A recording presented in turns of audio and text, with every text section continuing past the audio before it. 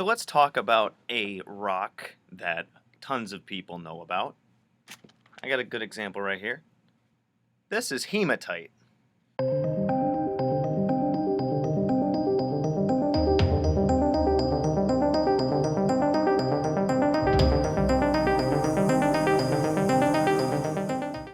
So I know this is a very common stone, but I thought I'd throw my own 2 cents in on it anyway, because I've had some history with it, let's say. So hematite, if you take a look at this, right, I don't know if you've ever seen it before, but it's rather shiny.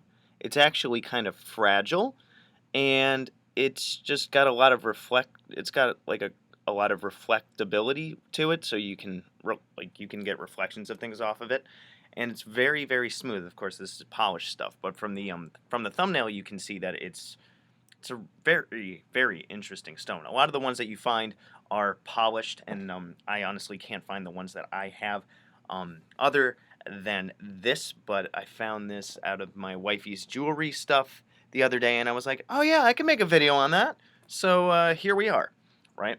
So hematite is a negativity absorbing stone. It was once used as mirrors because of its reflective properties. On the Mohs scale of hardness, it's between 5.5 and 6.5, so kind of middle of the road. It's associated with the Aries and Aquarius. It's associated with the root and solar chakras. It's mainly composed of iron oxide. It's good for spiritual people who have a hard time working in our physical reality because of its potential to ground them. So, people that are very airy and flowy, basically every Aquarius out there, everywhere. And any of the air signs, really, the kind of go with the flow kind of people, and they miss deadlines and they're never on time and any of this other stuff. And if you're bad with responsibilities and time management and stuff like that, hematite is for you. Hey, she should wear this more often. If she ever sees this video, I'm probably gonna get yelled at. But anywho, back with the notes. Done ranting, even though my foot is still on the soapbox.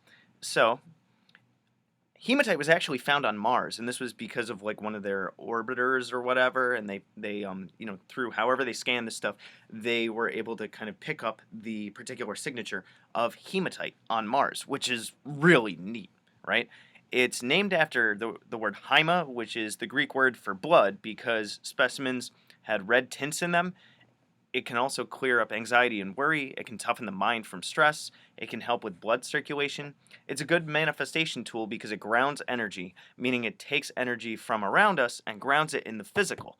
Remember that all magical efforts are to take the energies of our intentions and ground them in the physical world by making our desires manifest in the physical world, because everything starts off as energy. It starts off as an idea, and then we have to make something out of it, like this pool table, like this necklace, like this computer that you're watching it on, or maybe a phone, what have you. Anyway, where was I? So it's great for grounding and can be carried during all stressful situations. It helps to release self-imposed limitations. It's great for finding internal balance. Works with I already said the root and solar chakras. Anyway, so it can help with mental focus or focusing energies during spell work. It acts like a ground wire for electricity. Once again, it's very grounding. You kind of get that by now. It can also help with legal situations because it's very matter of fact, grounding, that kind of stuff. You got to think about the allegorical implications. So if you get a piece of hematite, whether it be just a regular piece or a piece of jewelry like this one, and it breaks, some believe that it's because it took on too much negative energy and broke as a result. So I can give you guys a couple of stories.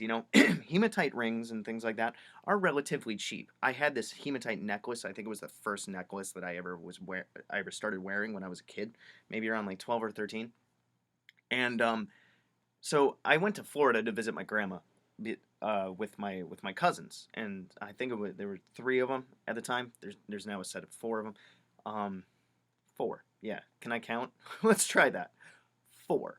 So anyway, there were only 3 at the time, and so it was me, my 3 cousins, and our youngest cousin was kind of a bit of an aloof guy, very much out there, wibbly wobbly, timey wimey, Doctor Who reference. But I mean, he was just, he wasn't very organized. He was very impulsive and stuff like that. And I put my necklace down one night, and then when I woke up the next day, it was like an arrowhead, right? So it had hematite on it, and then it had a little arrowhead on it, right? And the hematite necklace, like the arrowhead part, was cracked in half, and there was this big hoopla about who broke it or whatever, and it eventually came out that my youngest cousin had broken it, and man, I was so mad, but it was kind of interesting. Um, then another story I have with hematite is one time when I was in the basement here and I was running upstairs, I tripped and I, so I had a hematite ring on, right? And I tripped, and the second I have you ever like fallen up the stairs and you throw your hands out to like brace yourself? I clapped the floor, and the ring shattered and just went everywhere. And I was going through a lot of kind of negative, junky crap at the time, and I was just kind of laughing at myself because it must have absorbed too much of the negative stuff. I was probably rushing, I was probably stressed, and I tripped, and boom, the ring broke. So you could, if you want to be skeptical, just say that, I tripped because of gravity and coordination and everything, and it broke because, well, you clapped it against the floor. But, you could take the spiritual meaning of that in the idea that there was a ton of negativity and it broke. And that was the last time I ever got a piece of hematite jewelry. Like I said, this isn't even mine. Although it is quite shiny. Quite shiny, like the precious. Anywho, so that's a bit on hematite, this nice, really shiny stone that actually shows up really, really cool on the camera, right? That's all hematite, all throughout the chain and even on like the main pendant part.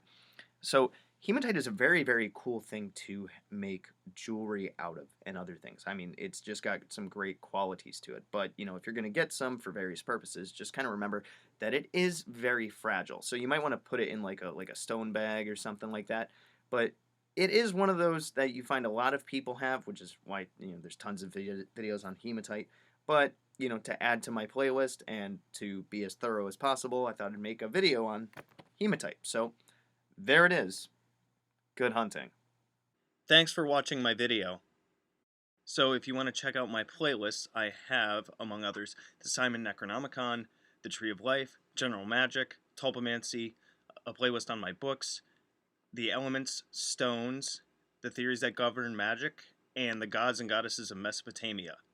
If you want to check out my books on Amazon, I have Creating Consciousness, Magical Mechanics, Magical Theater, Handy Sigil Magic, Magical Movement, which is an update and expansion upon Handy Sigil Magic, Magical Mastery, which is a combination masterwork of Magical Theater and Magical Mechanics, and The Guide to the Spheres and Beyond.